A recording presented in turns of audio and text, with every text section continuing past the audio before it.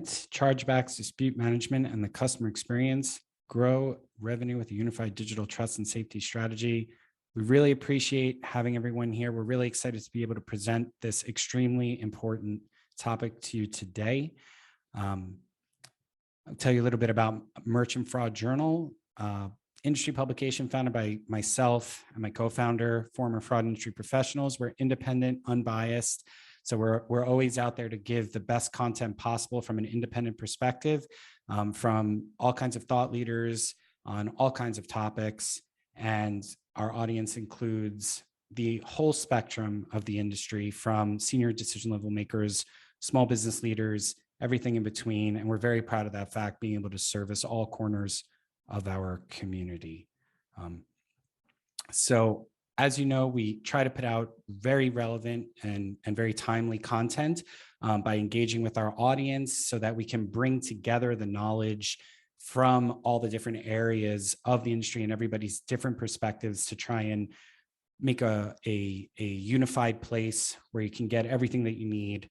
And that is founded on the trust that we build with our community and with our fraud prevention leaders. And on the subject of trust, it's a great segue because trust is one of the most important things that fraud leaders and practitioners need to think about today. And that's why we wanted to bring in one of the leaders in digital trust and safety, SIFT, to talk about how you can build that trust with your customers and create great customer experiences. So we're going to be talking today with two industry professionals, good friends of mine, Brittany and Alex, and I'll let them introduce themselves. So take it away, guys.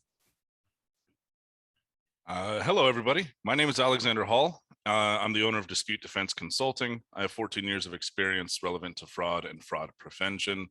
I used to operate as a fraudster, and 4.5 years ago, I turned over a new leaf, and now I work with service providers such as SIFT, publications such as Merchant Fraud Journal, and I'm on the board of advisors for the UNLV Customer Experience Program, which is directly relevant to our message of today. So thank you guys for being here.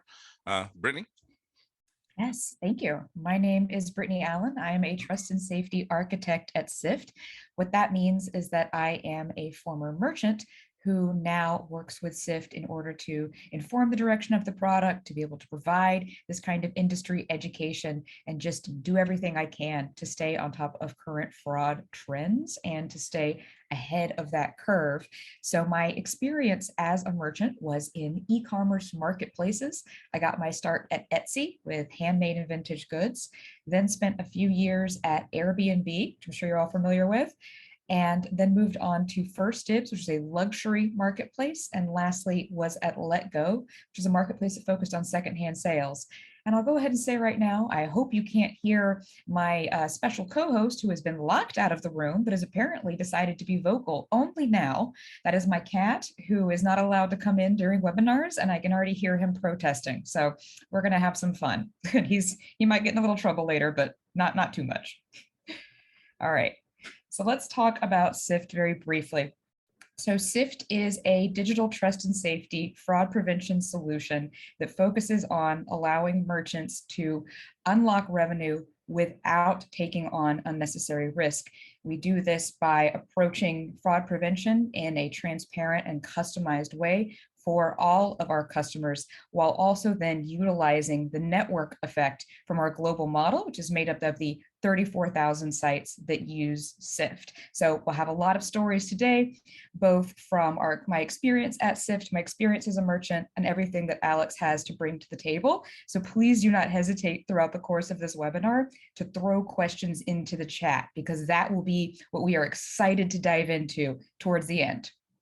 We've got 3 sections that we're going to move through today, starting off with identifying vulnerabilities, then moving into a couple of fraud scenarios. And lastly, when we talk about how to win at scale, that will give you some solutions that I hope that you can take back to your organization and do an assessment, maybe implement some changes before the holiday season comes, or at least get that ball rolling on what you can do to stay at the head of the pack.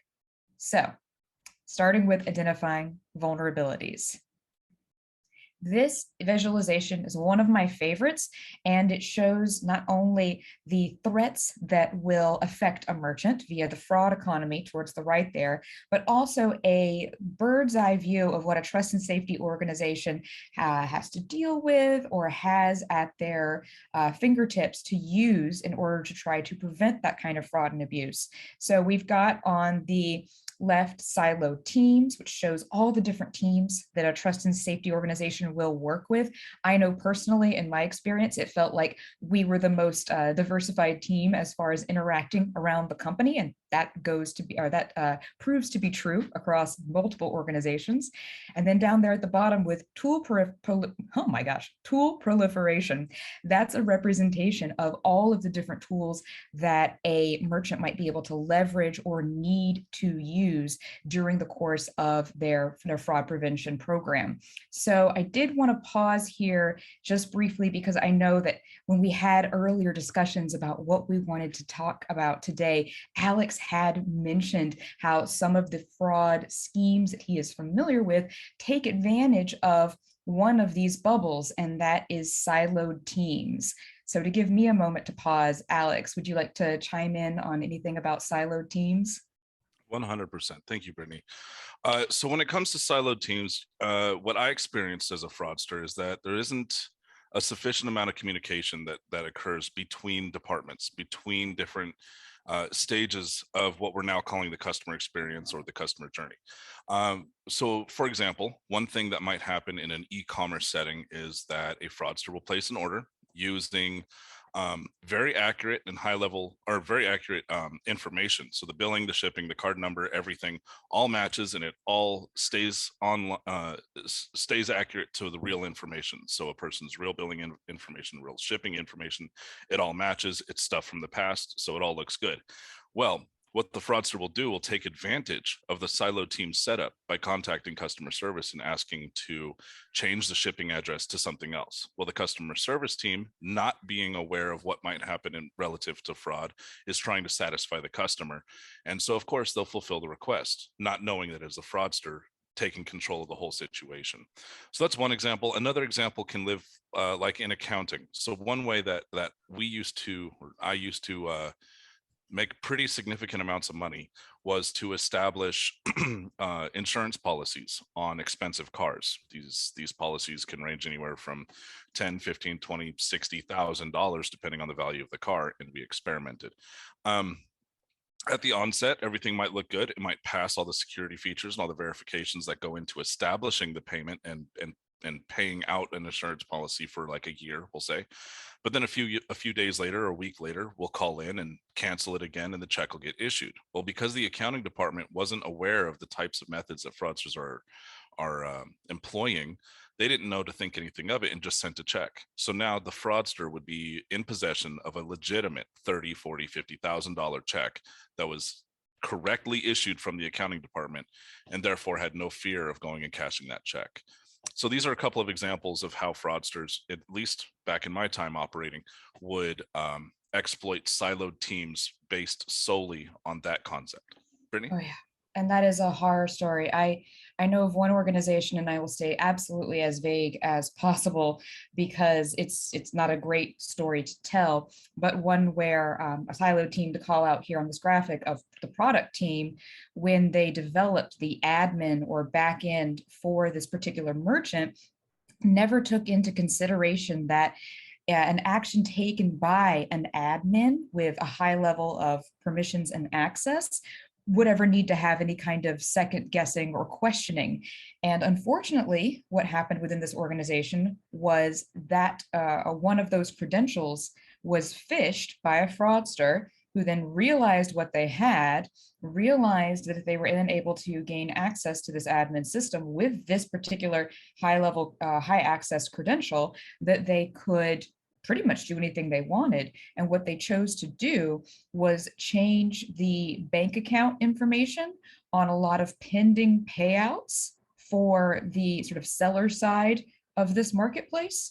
And by the time the organization caught on, they had lost 7 figures, all to one single bank account that the fraudster had directed payouts to, because there was a sort of automatic whitelisting within the system of any admin ID when they made a change to a user's account. And if that, product team had had more interaction or involvement or discussion with the trust and safety team, there's a chance they might have been aware of that type of risk, or at least of, been made aware of that vulnerability, whether they took it seriously or not. But I think that's one of the worst horror stories that I know that touches on Scilab teams. Although we're going to talk about more real stories from the world of fraud today, so we're not quite done yet.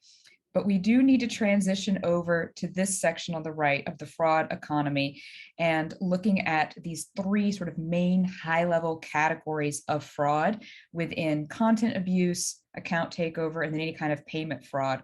We'll mostly be talking through some payment fraud risks today, but of course, there is the opportunity for us to talk about all of these different fraud types because they don't work in isolation. Often they are leveraged either by the same individual looking to commit fraud, or they work in a chain where one benefits the other.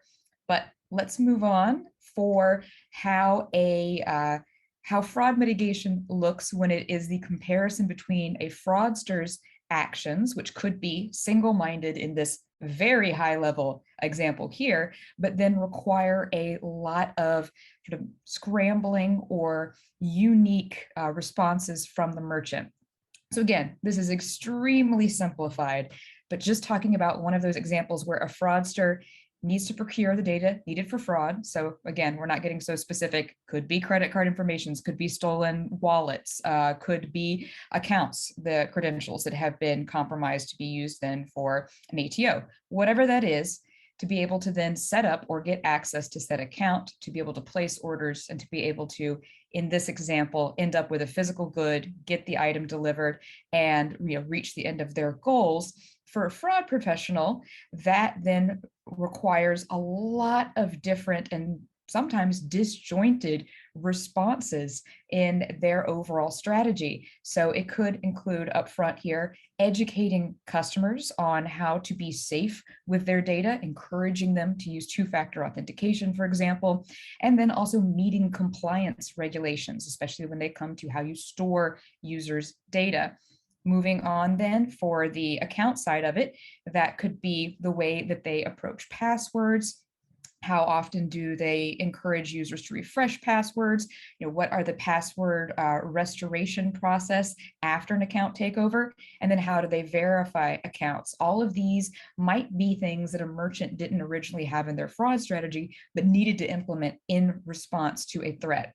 Moving on for the actual order or customer experience side, that will cause the trust and safety team to get heavily involved in the creation of store policies, because while you may be dealing with fraudsters, you're also dealing with legitimate, trustworthy customers who will have some policies in front of them and don't need to be set to that highest level of friction, but still have expectations within that merchant's website.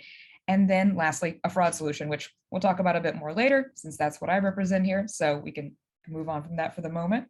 Now, lastly, when it comes to delivery, all of the different steps and needs that a merchant might bring up for the delivery process when it comes to chargeback disputes and having a proof of delivery, which we'll get to a little bit later when we talk about compelling evidence. But there's a few listed right there for address, IP, email, those things to have on file to be able to then win those disputes after the fact. But Alex, all of that said and done, what it really speaks to is a fraudster can come to a merchant's website, develop their own particular strategy, and they have the time then and the motivation to test the merchant site.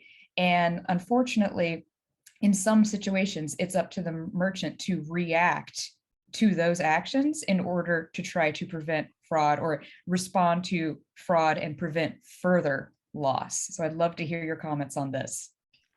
Yeah, thank you. This is a great high-level overview of exactly what my mission statement is with all merchants and all service providers. And this is the beginnings of what it looks like to really employ a strategy development process centered around fraud prevention. So it's important to note that there is an unintentional but definite duality between, right, the customer experience and a fraudster experience. And what I mean by that is, Every touch point that a consumer or customer might experience along the way is also a place where a fraudster can come in and make contact, make requests, do things, submit information in different ways. So every single touch point is going to be challenged, right? If a fraudster sets their sights on a particular merchant or company.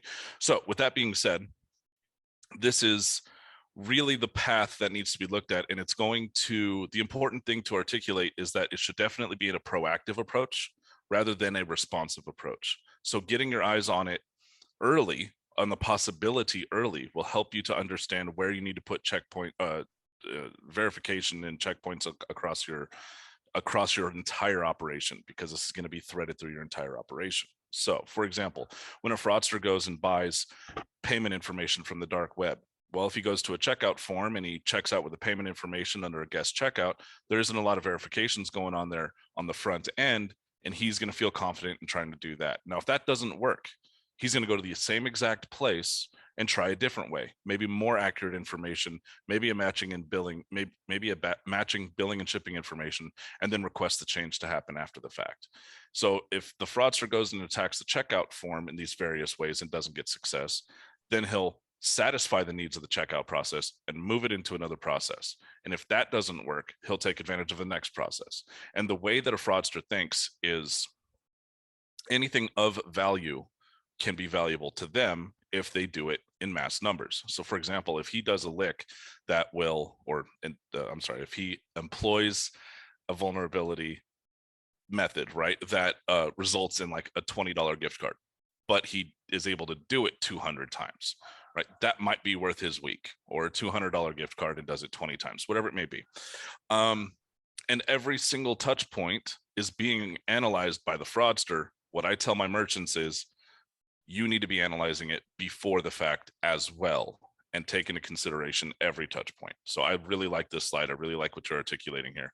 And then with the fraud service providers, the fraud prevention service providers, there are, as you showed in the last slide, there are many different service providers that facilitate automation across all of these different touch points that have different executions and different efficacies across different touch points. So it's really great to see all the teamwork that's going on with what you said about the proliferation of the tools. So yeah, that's my input on this part. Yeah, as a former fraud manager, we're always just ready to MacGyver whatever tools we can into service to try to identify and prevent fraud. So I have definitely multiple times before used a tool that was meant for something completely different. Maybe it was meant for marketing or to gauge user experience, and I would use that in fraud prevention efforts. Those two examples, the one for marketing would be whatever tool we had that would guarantee email deliverability. I would then be able to use that to see, did someone actually open this email, or is this email now a temporary email address that I just wasn't familiar with being a domain that belongs to a temporary service, and then using that to inform like what might go on our block list for prohibited email domains. And then for tools for user experience, I've used a tool that would sort of grab information about the user's sign up and registration process. And in some cases, when that came to typing in your name and your address, it's extremely unlikely that if you're a legitimate customer that you're going to be copying and pasting your own name and your own address into a web form. You will either just be typing it in because we've been typing for the past, decades, however many decades, and it's just easy for you to do, or you're using an autofill on your browser, but you're not copying and pasting in Brittany and then copying and pasting in Alan. So we would use that difference in behavior to try to find accounts that had the potential for being fraudulent. But yeah, we could also talk about that for quite a while. All right. So let's dive into the fraud scenarios though, get to the fun stuff. Now, this is a screenshot of a small portion from SIF's Q1 2021 Trust and Safety Index, which was a retrospective look back on 2020. a year that was not only unpredictable and something that was extremely unique within the past few years of e-commerce, but also saw an incredible increase in e-commerce traffic.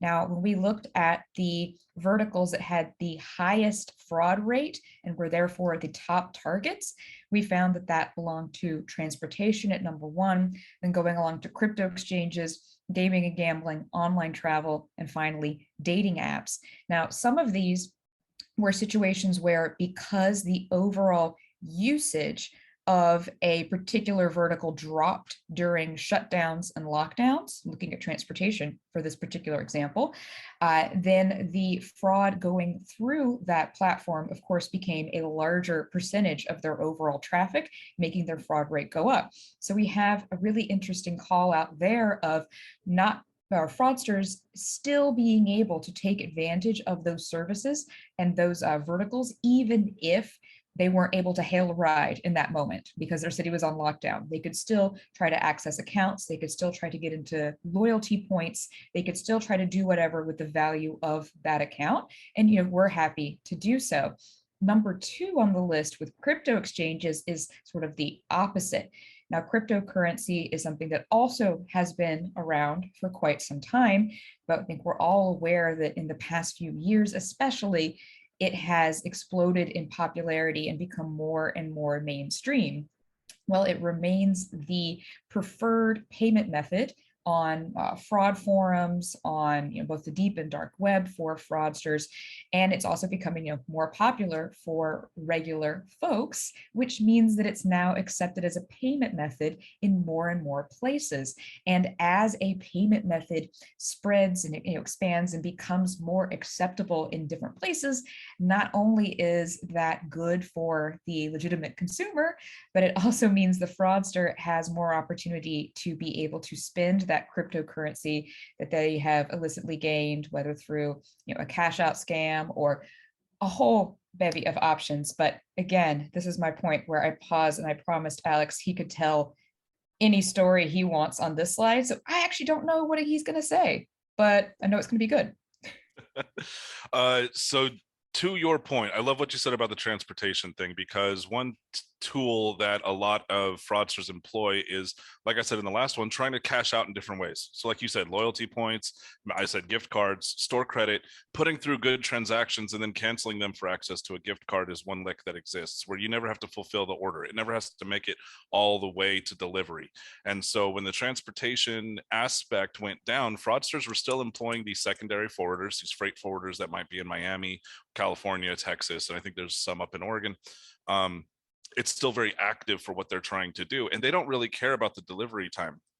In addition to that, they'll still put through the exact same orders, but instead, ask for a refund or ask for, maybe store credit where they can then go apply anywhere that they see fit, or even sell it again.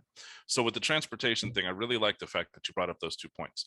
The next one with the crypto exchanges, when I first was involved in fraud, I was introduced early on to the idea of using cryptocurrency such as Bitcoin in order to go and buy stuff off the dark web. Okay, it was a long, lengthy, strenuous process. There were no regulations, but the systems were just being established. So it was difficult. It took time and effort. You had to find an ATM. You had to go deposit the cash. It was a multi-step process. Nowadays, not only, as you said, has it become normal for the general public to transact in Bitcoin and cryptocurrencies, but as I've said before, a 13-year-old can now go and get their allowance and turn it into crypto on PayPal. Well, after that, what's stopping them from installing a Tor browser? And then what's stopping them from going to a fraud website that they heard about, in their classes or when they're, doing whatever they're doing at some point? The crypto is what's, in my opinion, is what's going to sustain fraud as an idea, is the ability to transact anonymously where both parties are trying to stay off the radar. And now it's become even more acceptable or accessible by people of any age. So now where there used to be restrictions, or it used to be a little bit difficult in order to gain access to these things, to like Bitcoin and so on, now it's just not. So now the market has expanded to include, a lot more people, right? And so normally these types of shifts happen, behind closed doors, and the data has to show it, and it's a lengthy process to see what's been going on, and I understand that. But with the shift that took place in 2020, directly or indirectly due to COVID, we saw a huge explosion, and we saw right in front of our eyes the landscape shift. Now personal information, identity information is being leveraged in different ways, being ransomware attacks on medical records and hospitals and stuff like that, and then you have those being transacted in the fraud economy with cryptocurrencies. I'll say here for the first time that I expect that hijacked identity information, the value of it has been reinforced among the fraud community, and down the line, I would expect to see a massive increase in identity information, stolen identity information being leveraged this way. So moving on from there, as far as dating apps go, I can't touch on that. I never participated in that. That was just evil to me. Gaming and gambling, moving money between banks and stuff like that is pretty easy nowadays. With the right set of identity information, you can create an account, verify it, get it up and running, move the money around, and participate in these things. And then later on down the road, whenever someone finds out about it, it's the same process. It's going to be chargebacks. It's going to be, but it's still going to be dangerous for the merchants. Now, online travel is where I have a lot of stories with, and so when we go to rental cars, like I was saying before about leveraging the valuable services out there in the world, right? So what I was mentioning before was car insurance. Talking about rental cars, one thing that I used to do regularly was to rent rental cars, and then I would get a salvage title or a second title to any of my friends' cars or something like that, use a razor blade to knock it off, and then to knock off the ink, and then reprint with a laser printer all the information associated to the rental car, and then sell it on a marketplace. Now, I'm the reason I bring that up is because I am interested in learning where internet marketplaces are. If this was a top 10 list, where internet marketplaces would be, because that's something that we leveraged very heavily, and it was very profitable for my operation. Yeah, and with that, I'll hand it back. Yeah, marketplaces will be high on the list, not in this particular graphic, because this graphic went into detail on a vertical that, for example, transportation, you've got marketplaces within that where you've got both riders and drivers. So marketplaces would be sort of spread between these categories. But having worked at a secondhand marketplace myself, I know that there's so many different considerations you have to take into account there as a merchant. If electronics can be sold, especially phones, do you want to process the IMEI number and be able to check that against a database of known stolen devices? What kind of depth can you go into to verify that this particular car does own the individual who is listing it, and then be able to do that at scale? So that is an extreme challenge. Before we move on, wanting to loop back to crypto exchanges and focus on a question that might be on quite a few merchants' minds, which is, okay, well, if it's becoming more popular, should I accept cryptocurrency as a form of payment on my website? Should that be a payment option we consider? And that is a question that, of course, you need to look at your audience. Who is your general customer? And is that a payment method that they would want to leverage? If it does fit the profile of your top consumer, your consumer base, then that is something that you should consider. It is nice to have the risk of chargeback disputes completely disappear, but do keep in mind what we've said about that becoming, or that being a preferred payment method or a preferred way to pay for fraudsters, because if they then realize that's a way that they can use these illicitly obtained funds, it may bring their attention to your website in a way that they had not considered yet. And then, of course, the possibilities will continue to increase the endless online options for a fraudster and how they'll take advantage of you. And you want to then, because I just mentioned trying to balance the need to prevent fraud against the need to keep customers happy, take that into consideration for our next example, which is return and refund fraud. I don't think that I have been at an industry event or spoken at any kind of occasion within the past 2 years where I haven't either mentioned this directly or had it brought up.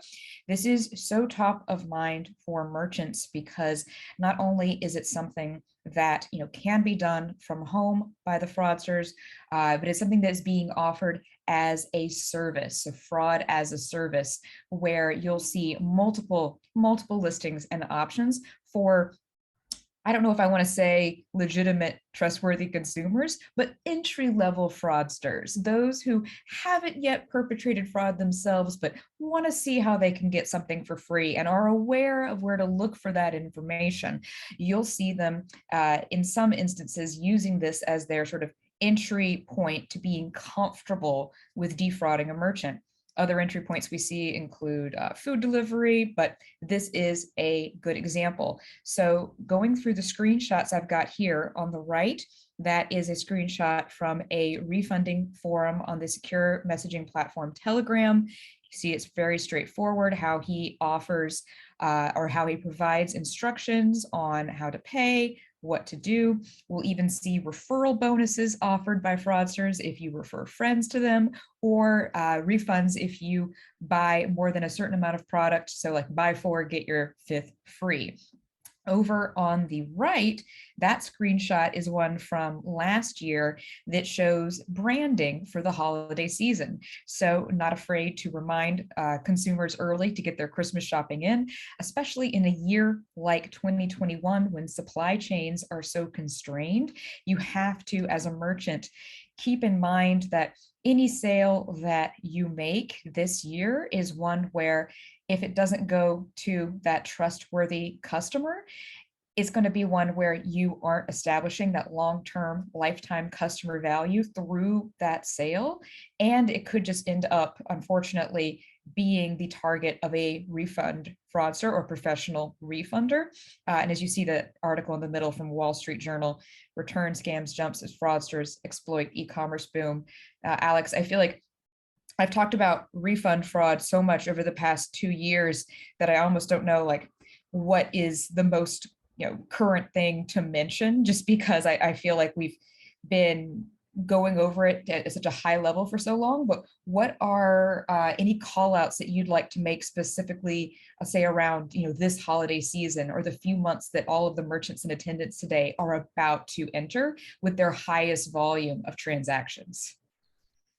So in my experience, gift cards was and still stands to be, I keep my eyes open as I'm walking through stores and I see gift cards, and gift cards would give me $20,000 to $30,000 a year just in gift cards. And I know that's in store and then it can be transferred to online and all that, but in my personal experience in my operation, gift cards was the number one thing that the switch that flipped for me when the holiday seasons kicked up was gift cards. And the reason for it was, so the reason for it, was the fact that I knew a lot of people were going to be buying gift cards from all over the place. And to many different places, right? So like you have Walmart, for example, who has an entire gift card rack full of 100 or 200 different vendor gift cards. What we used to do was to take these cards, we would just take entire stacks of them from 5 or 6 Walmarts around the city. We'd go home, we would use a razor blade to lift the scratch off, and then we would write the numbers down, lift the scratch off, take the pin, maybe copy the magnetic strip that's on it because we had a reader writer. When we would do that, what we would then do is go put those stacks back in the rich areas of town. If it's a nice area of town, we'll go put those right back and we'll split them up across the front facing ones. So if anyone grabs a gift card, it's one that we already have duplicated at home. Now we knew that there was a window of opportunity between it being loaded and being used. So then came the tedious task of checking all of the numbers. So you go and you call in the number and you ask what the balance is. And on this one, it'll be $100. On this one, it'll be $1,000. This one will be 20, whatever it may be. And then you use the gift card information, or the fraudster would then use the gift card information to enact transactions safely and securely, because you can always go into a store and use it. You can do online orders for pickup. You can, at that point, it's not associated with an identity. It's essentially free money to a fraudster. So when we talk about the holiday season, that's the one thing that comes to mind. Now, in addition to that, there's a lot of velocity attacks that happen in e-commerce. In addition to that, the return and refund fraud is an adaptation to me when I'm looking at all of this. It's an adaptation of what was cardable sites lists, and cardable sites lists persisted in the dark web. I mean, they persist to today. So it's been a decade plus 4.5 years. It's been forever. And this is an adaptation of that, because as you see on the left, it comes with instructions on what to do. And that's the similarity between cardable sites lists and this new method, this FAAS, the fraud as a service, like you mentioned. It's just really a testament to how, and I'm definitely not proud to say this, but how much ingenuity there was to put into these methods, which is why I always revert back to just every merchant needs to have a strategy at every touch point. Yeah, and the refund fraud that I saw personally as a merchant, I mean, there were ample indications of what you just said for ingenuity of the fraudsters having, from the moment they came to our platform, completely understood what they needed to do in order to guarantee a refund at the end. And of course, all else fails, had they paid with a payment method under their control, like if they were a professional refunder helping out another individual, then of course the chargeback dispute is there at their disposal. But I was having a discussion yesterday with a merchant about luxury fraud, so kind of high-end handbags. And one consideration to make is that in the US, you are not supposed to knowingly send counterfeit merchandise through the US mail. And there are some payment wallets or payment methods where if you're able to then start a dispute and say the handbag that I bought from this particular website is actually inauthentic, it is fraudulent, then you are not going to be told to return the handbag to that merchant, because to do so would be prohibited. And so the merchant could then be stuck with a case where they have the claim of inauthentic and counterfeit merchandise, but they're never able to get that handbag back into their possession and actually confirm that that is true. Now, for a merchant, that may not be something that affects your setup for your supply chain. That's something that's a little bit more for marketplaces or for anywhere that allows secondhand goods to be sold, but it still does show that ingenuity of being able to set up a plausible scenario where the merchant is sort of left with the least amount of information or the least amount of recourse possible for then the fraudster to both keep the goods, which are likely actually authentic, and get their money back to use for whatever else. Right. So we'd mentioned earlier the difference between reacting, which is something that traditionally trust and safety teams have had to do when they notice new threats within their system, but it is extremely important to call out scenarios where proactive approaches are necessary to prevent the damage, where if you react to these particular threats, you will not be able to undo some of the damage. So just starting off, so it makes a little more sense with phishing attacks. In instances where a message is sent to a consumer, either pretending to be the merchant or otherwise representing the merchant to get credentials from that user, username and password, or whatever other information, once the individual has handed over that information, since that happens off of your platform, you as a merchant are unable to undo that. And that can be any amount of information that is shared, but you are not able to sort of intercede and prevent phishing attacks. Now, what you can do is try to educate your consumers or be able to prevent the use of these illicitly obtained credentials on your platform. But that is something to keep in mind should you be getting a lot of customer service reports where people are saying, I clicked on this link, and giving you that heads up that maybe your brand is being used increasingly in phishing attacks, something you must be proactive about. The second being account takeover call outs I want to make from my experience as a trust and safety manager are being able to fully restore an account that has been ATO'd is generally not something that was programmed in to your admin or your back end. You will find that there are things you cannot change back, whether it's photos that were deleted, payment methods that were deleted. Maybe you don't have anything set up to allow you to remove shipping addresses that have been used within an account or past orders. And so then when the account is restored and the legitimate customer logs back in, all they'll see is the equivalent of a home that has been burgled, things that aren't the way they left it. And that will be a constant reminder of what happened and a constant reminder of their decreased trust in your brand. So even if you prevent, let's say, the order from going through, you cancel the order, if you're unable to completely undo any sort of evidence of the ATO, you are going to be left with damage there. And lastly, I want to call out closed loop fraud, which is us focusing on, I say it is, again, a little more applicable to marketplaces, but it's focusing on where a fraudster controls both a seller and a buyer account within said marketplace. And all they're doing is laundering funds. There's not going to be any chargeback disputes because they control the money that's being laundered. There's not going to be any customer complaints because they are the only customers and they're not going to complain about themselves. And you may not be aware, if you have a marketplace within your system, of this kind of abuse and fraud until, let's say, you get a notification from your payment processor that they believe that there is this activity occurring. And by that point, you're already in the hot seat with your processor. That's not a good place to be in. There's so many more I could call out here where proactive approaches are what is needed.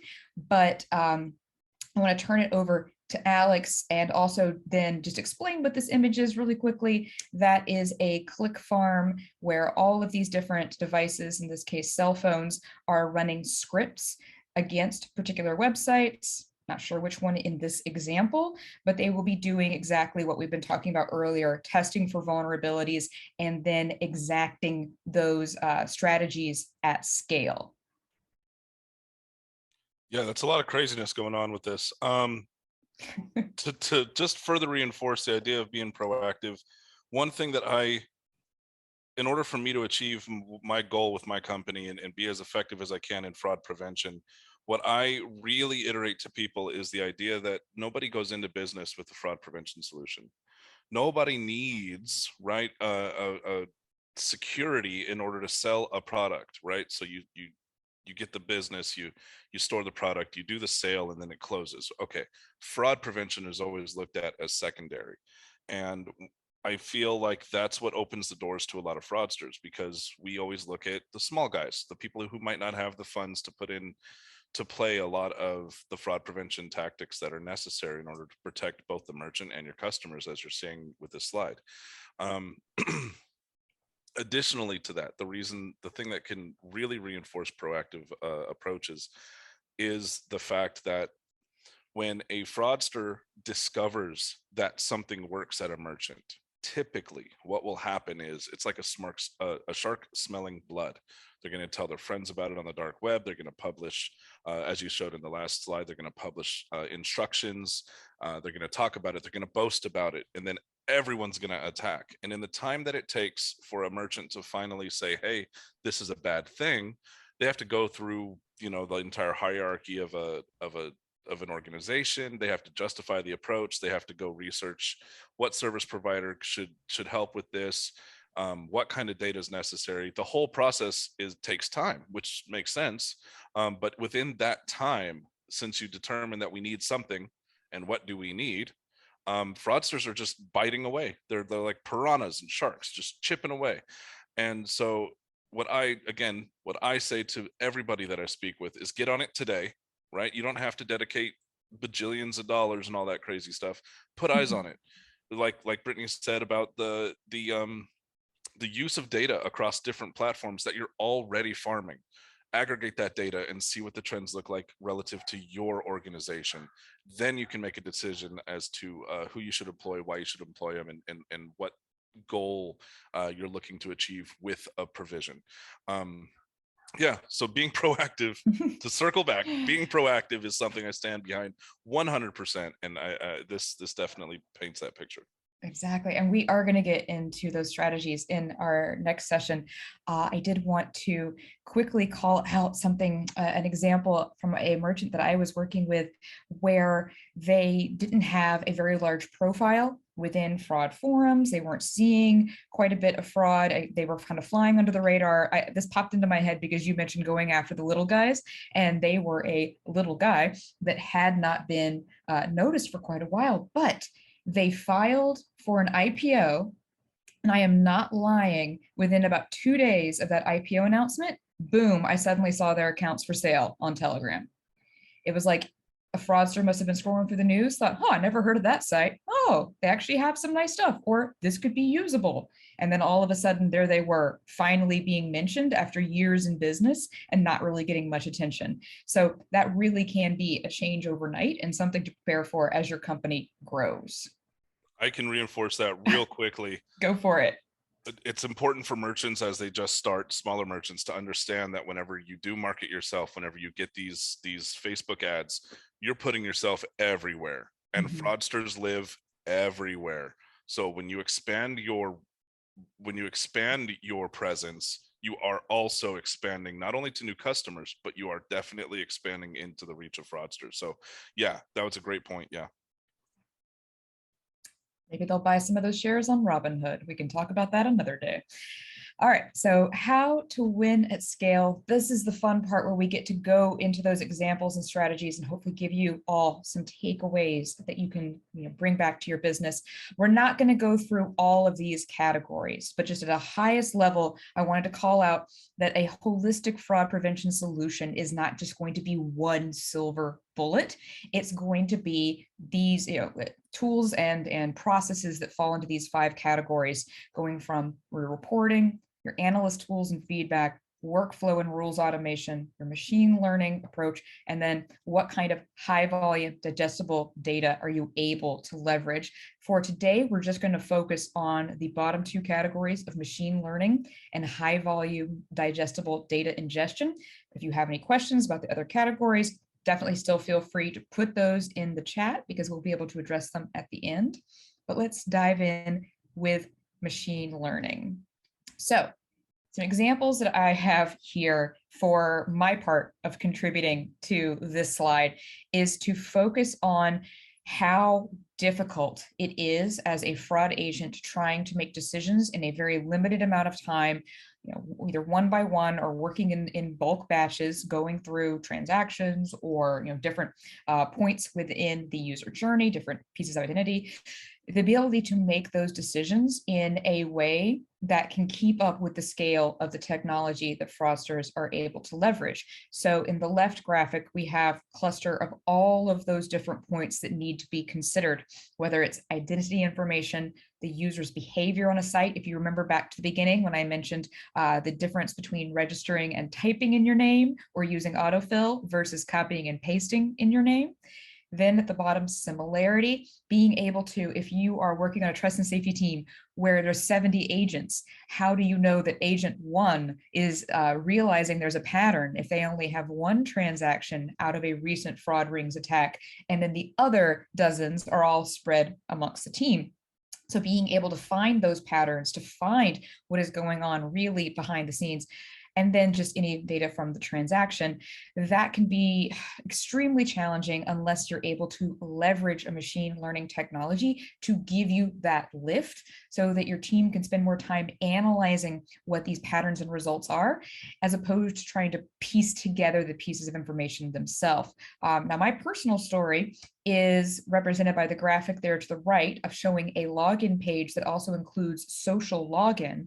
One company that I worked for, we saw a massive spike out of nowhere one week of logins from one particular social media source that was not primarily used. It was an option to log into our site, but it wasn't generally the one that was most often used. And all of a sudden, it just took off. So we looked at those accounts, and one fun thing we noticed was that for every single one of them, the profile picture on the account on our website was also the profile picture on this social media site. We were able to then put together the pattern of what was happening, that this other site must have experienced a data breach or an account takeover attack, whatever it was. Those credentials were being compromised outside of our platform and then being used to access our platform via that social sign-on. And so being able to understand all of those connections there, find related accounts, was extremely vital for us, because it was something that, had we not had those alerts set in place, we would have been caught off guard by. So Alex, anything you want to add to machine learning? I can just reinforce what you're saying. I think you nailed it. The only thing that I would like to contribute is most people, in my experience as a manual transaction analysis or analyst, was most people use chargebacks as a kind of as a meter, right? How many chargebacks do we have equals how much fraud we have. And it's not unreasonable, but there's a better way to go about it. And I think machine learning is the answer to that, because if you can identify trends across, any network or across any of your data points, or by aggregating your data points, you get that response earlier than just saying, did we get a chargeback? That was what was wrong. You can act in the moment. So this will definitely help people be more nimble and think on their toes and be more effective. Yeah. Yeah, and chargebacks are a good symbol, because if you don't close the chargeback feedback loop and learn from your chargebacks, then you aren't going to be able to try to prevent them. You're going to just continue to take losses. And, there are certain fraudsters out there that will realize that a merchant never takes action after their chargebacks. They're able to continue to file them. That can become a pretty painful point of abuse. But chargebacks themselves, they're not as reliable as a guaranteed indicator of what the actual issue is. Time and time again, we find that merchants will look at their count of chargeback disputes with the fraud reason code and make some assumption that that represents all fraud, when actually it does not. There are plenty of instances where a card holder is encouraged, either by the ease of filing a chargeback dispute or by other restrictions that are in place, to choose that reason code to get to a refund as quickly as possible. And so you'll find a lot of friendly fraud hiding within that true fraud data. But then if you try to just treat it as a whole, as all of this represents our true fraud, and use that in some manner, it's not going to be as useful for you, because you'll have just a normal traditional consumer who realized they missed the refund deadline by 2 days and decided to file a chargeback instead. So it's tough to also look at those as just a binary of being exactly what it says on the box when you get that reason code in. So that's another huge challenge, which we could talk about at length. But chargebacks are something that I have been working for very many years. And so that is something that I begin to rant on and realize I should just click to the next slide if we want to be able to move on from my soapbox. So let's talk about high volume digestible data. I know this is something really interesting to both Alex and I. Just to give you all in the audience context about what we're talking about, we were talking earlier about the different types of tools you might use, the different data that is available to you. Well, really being aware of what data you do have access to and how you can leverage that to identify anomalies, identify patterns of fraudulent behavior, but also then identify what your trustworthy customers' journey through your website looks like, to differentiate the two and put the least friction as possible in front of your legitimate customers and focus in on the fraudsters. So this is just an example of a particular app from United Airlines. All of the different data points that they ask to have access to. Maybe this isn't a great example, because with more and more privacy regulations coming out, of course, that list will become shorter and shorter, but you can't forget that you have access to these certain data points and that it can be extremely useful for you. I have found certain merchants where they were able to identify patterns of fraud based on fraudsters accessing their site using an emulator that had a screen resolution of a strange pixel size. I believe it was off by 1 pixel on either side, and that was such a unique trait that they were able to then identify fraud just from that information. Also, I've been able to use this when it comes to chargeback disputes, which I'll show on the next few slides, but I want to pause here for Alex if you have anything you want to talk to about data and data lake. Data is everything. Data is absolutely everything. We touched on chargebacks in the last slide. This slide is all about data, and the reality is every merchant in the world wants to strike and maintain the balance between customer satisfaction and merchant security. In order to do that, you have to make accurate determinations. In order to make accurate determinations, you need to leverage the information you have available and use expansive data sets. That's everything as far as I'm concerned. I think it's monumental to expand your data, and it's monumental to know how to use it. Yeah, and so if anyone here in attendance would like to take some screenshots, I have 3 slides here on compelling evidence and what I have used in the past from my own data as a merchant to try to win chargeback disputes by arguing that in this case, well, we're only talking about fraud disputes, arguing that the cardholder did indeed participate in the charge. So some of those fall under the category of identity, which is pretty straightforward. Oops, sorry about that. Pretty straightforward. So name, email, phone address, things that you would generally consider as being part of compelling evidence. I don't think anything here would be a surprise to any merchants, but maybe you aren't thinking to the next step beyond just the identity of the cardholder, but what do you have within your own internal data? Oops, sorry about that. I think it wants to flash and show a couple of animations that I wasn't expecting, but that is fine. So within internal data, you've got your purchase history, the ability to show was the previous or subsequent transaction that had the exact same details, was it not disputed? Was it something that you can then use to show a pattern of user behavior? Geolocation, have they left a review for the item? That is something so useful. If a consumer says they didn't participate in a purchase, but they left a positive 5-star review and it matches some of the activity of prior or subsequent reviews they've left or prior reviews they've left, came from the same device, came from the same IP address, that is great. Please use that. And lastly, build up a story of what has occurred during the course of the user's transaction, which can be customer communication, email, all different notifications. I mentioned open emails before, looking at a marketing tool, very useful. Acceptance of delay, that's something that we got into in quite a bit of detail in 2020. And hey, it may come back into play in 2021 with all of these supply chain delays. But that's something to then absolutely make sure you're still able to focus on. So without further ado, my apologies again for those little blips with the animations, but that brings us through 2 of sort of the most important categories amongst these 5 important categories for winning at scale and preventing fraud and abuse. So I see we have one question in the chat, and it is time to move on to questions. So if you don't mind, let me dive in and how would you like us to jump on questions? I know we only have a few minutes. Am I okay to go ahead and answer this one? Yeah, that's totally fine. We definitely want to Okay. make sure that people get their responses. So yeah, I realized I was supposed to turn it back over and I just kept talking. So that was my fault.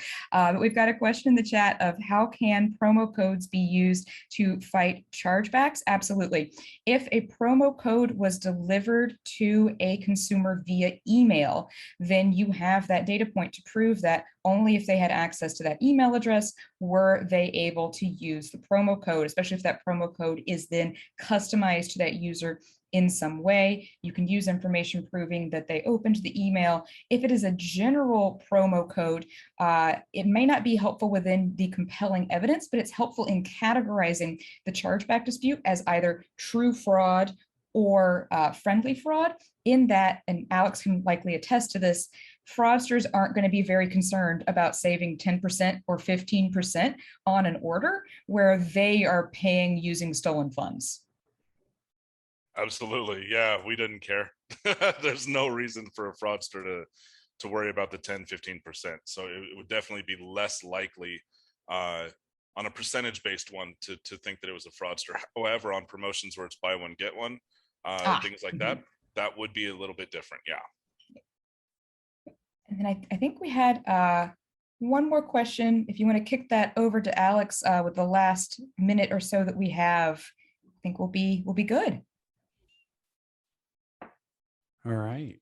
Well, I want to thank you guys for an amazing discussion. It's really fascinating to see how far fraud prevention has come from the days of just talking about chargebacks. I think sometimes we're all a little bit nostalgic for those days because now it's clear that it's such an end-to-end experience and there are so many different attack vectors. And we really appreciate both of you coming on to share your expertise and stories about how to really protect yourself. So thank you so much.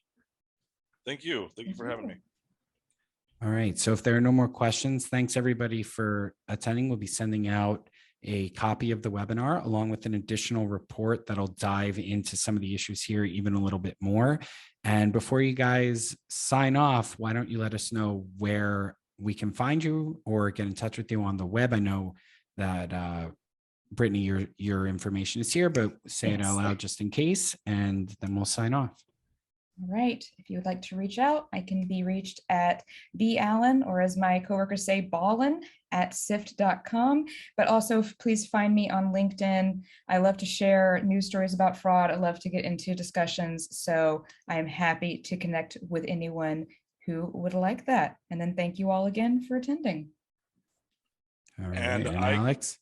I can be reached on LinkedIn. That's my primary. So just Alexander Hall. Yeah, I'm constantly in the mix trying to help as much as I can. So yeah, there's always content on my feed, on my profile. And if anyone wants to tune in for anything in the future, there's a lot coming up. All right. And we hope to see everyone out there on our site, merchantfraudjournal.com, and for our future webinars and collaborations. And thanks everyone for coming out, and thanks for a great event. Take care.